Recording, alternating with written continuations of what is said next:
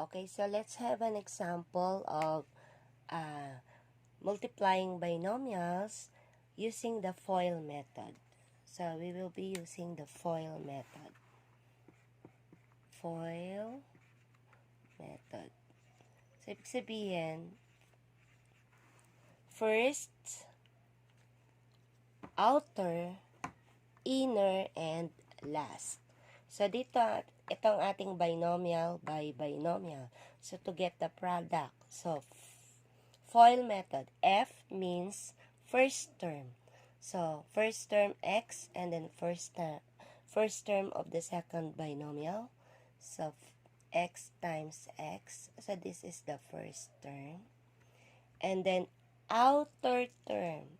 Outer term, the first term of the first binomial and the second term of the second binomial. So outer. And then we have the inner term. Okay, the second term of the first binomial and the first term of the second binomial. So this is the inner term.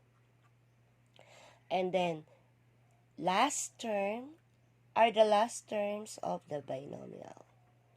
So that is how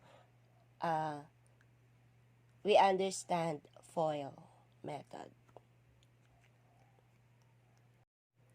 So let's continue. So after we identify now ating first, outer,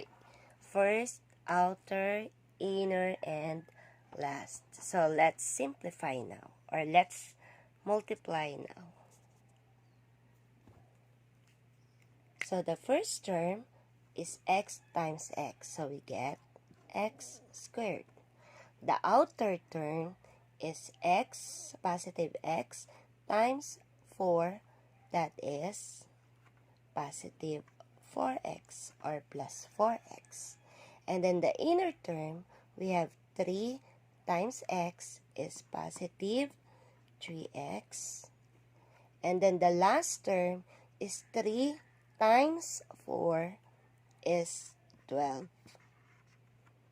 So as you observe, first, this is the first term, outer terms, inner terms, and last terms. So, wag po natin kakalimutan na multiply ang ginamit natin. Multiplication. So, i-multiply mo yung mga terms. Then, after you get the product, after each product, you observe the product. So, kung mapapansin nyo, yung gitna natin, they have the same variables. So, ibig sabihin, we can still simplify the product. So, the answer here is x squared plus 4 plus 3 is 7. Copy the variable x plus 12. So, this is the product.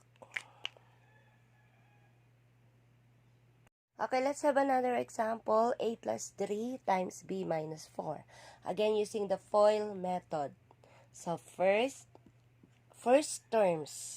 Sabihin, first term of the first binomial and the second binomial. So, that is A times B. As you can see, we have different variables. So, hindi tayo pwedeng mag-add ng exponent or ano. So, we just rewrite them as A, B. Okay. Next, outer.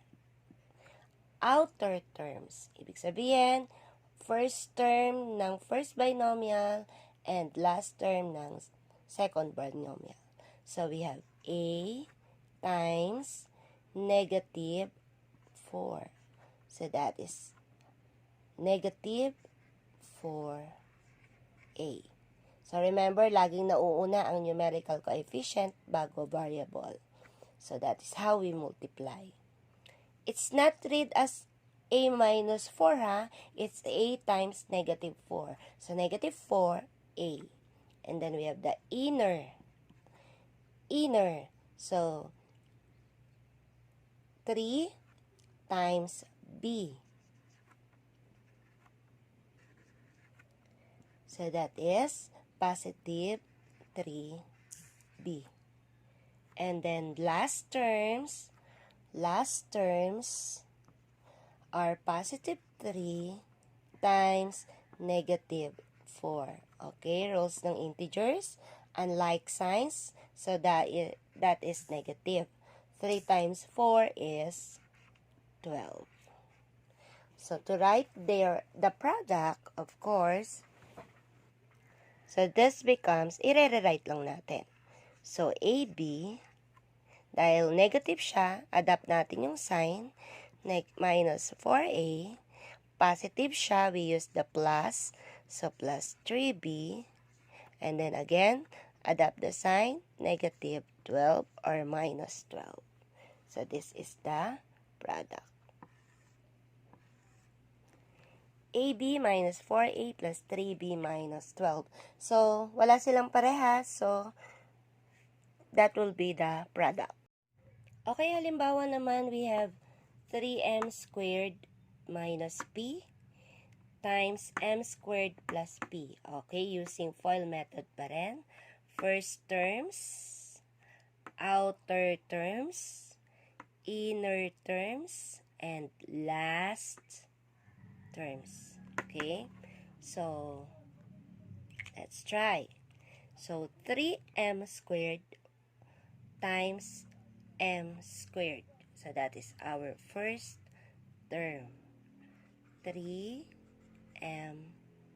squared times m squared. That is our first term. And then we have the outer term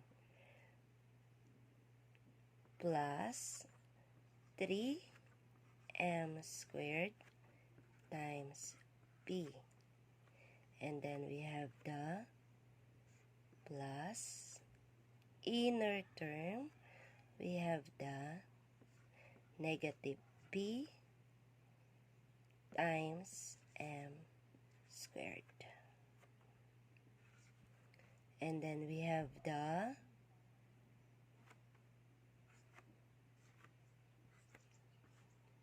last term.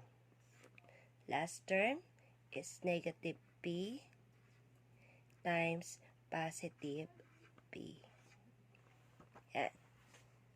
So, simplify na natin bawat terms. So, ito yung first terms, outer terms, inner terms, and last terms. FOIL. Okay? So, 3m squared times m squared. So, 3 times 1 is 3. And then m, dahil parehas na variable, add the exponent. So, m to the 4. Plus 3 times m squared times p. So, wala silang parehas. So, rewrite lang. So, this becomes 3m squared p. And next, sila rin ay walang kaparehas. Pero dahil unlike signs sila, so we will be using negative. So, this becomes negative m squared p. Okay? So, understood ito ay merong 1. Kasi wala silang kasamang numerical coefficient. Understood ito ay 1. And then, negative p times p is negative p squared. Dahil parehas sila ng variable, add the exponents. 1 and 1. Then, rewrite 3m to the 4th. Dahil parehas sila ng variables, so this is 3 minus 1 is 2. So that is plus 2m squared p. And then, rewrite negative or minus p squared. So this is the product.